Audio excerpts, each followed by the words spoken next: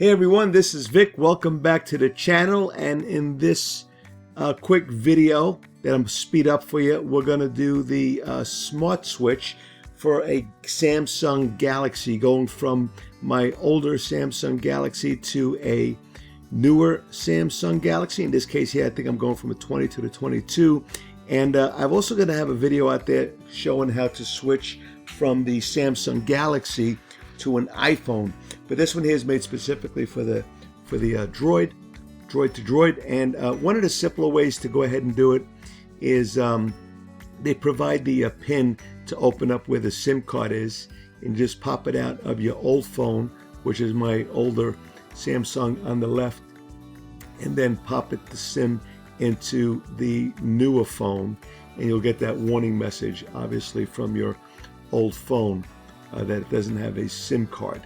But then you'll pop it into the newer phone. My older phone also had a memory card. I think I had a 500 gigabyte memory card, and the 22 does not accept memory card. So I'm just putting in the SIM, and that will make activation for the Droid that much easier. I'm on the Verizon wireless network.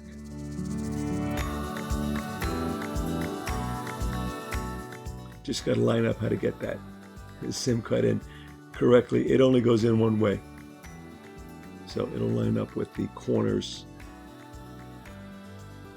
There you go, and it'll just kind of lightly click into place.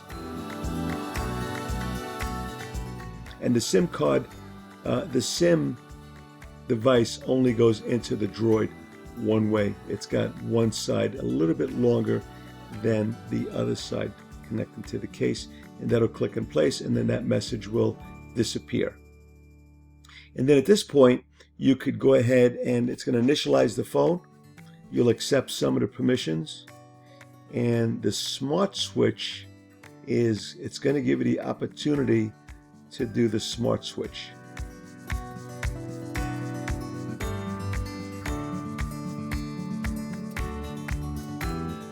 If you agree with everything, click agree. Ready to start the phone activation. And here's where you've got the choice to go ahead and come over from another Samsung Galaxy or any other Android device.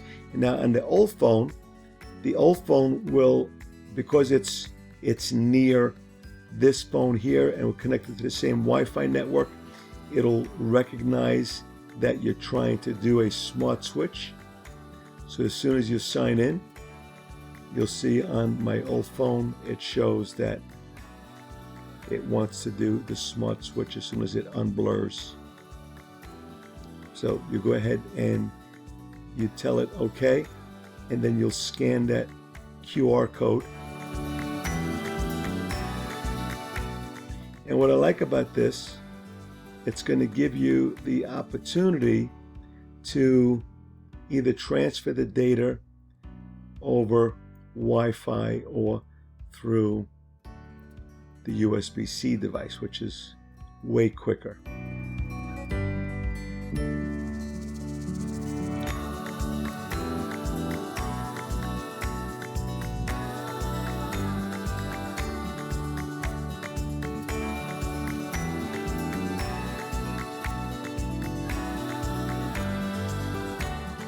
Click next if you want to copy all your apps and data, which I did.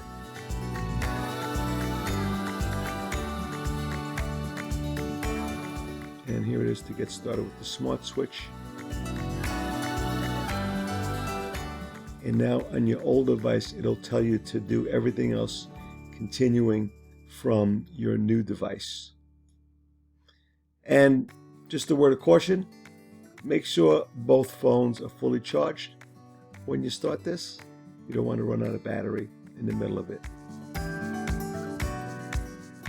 And it's really nice. It backs up all of your messages. Now, if you've got a ton of messages and there's a ton of everyone sending pictures and links, so your messages will transfer over, but it could take several hours before it gets reorganized into the group chats and into the correct format. And what I did find, though, is that a couple of messages did get kind of, especially on the group chats, it kind of separates a couple of the messages. But all in all, it's probably about 99% accurate, what I found.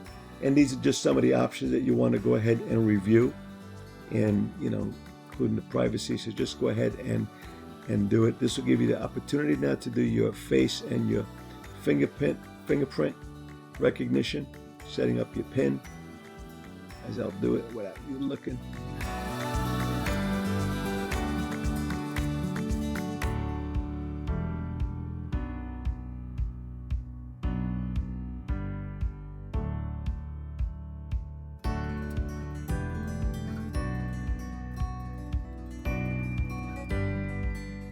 Sorry for the blurriness. Accept terms and conditions. Allow for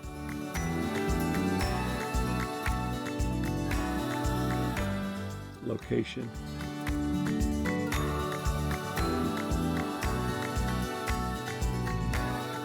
I do recommend really reviewing the apps. I do skip a lot of the Verizon bloat that they put on there that you may not want.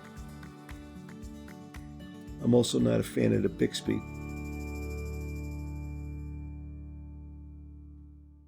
And that's it, you're done. So with that, like and subscribe. Comment below if you've had any issues using the Smart Switch. See you in the next one.